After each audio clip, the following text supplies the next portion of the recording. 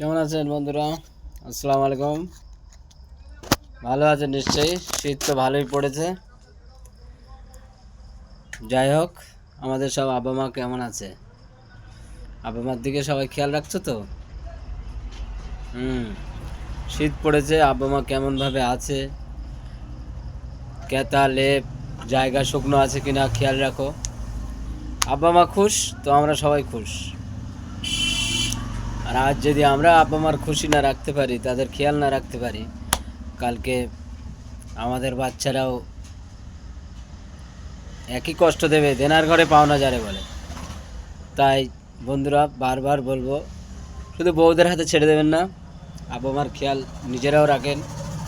ছেলেরা যদি আব্বা মা পিতামাতার খেয়াল না রাখে, তাহলে এই শেষ বয়সে আব্বা মার দুঃখের শেষ নেই।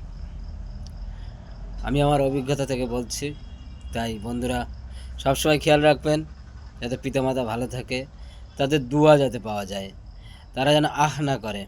তারা যদি আহ করে, তা আমাদের বরকত, আমাদের রেজেক নষ্ট হয়ে যাবে। আমাদের কষ্টের শেষ নেই। দুনিয়াতে যদি জান্নাত আদায় করার যদি কোনো জায়গা থাকে, সেটাই হলো পিতামাতার সেবা। পিতামাতার সেবা করো, দুনিয়া থেকে জান্নাত নিয়ে চলো।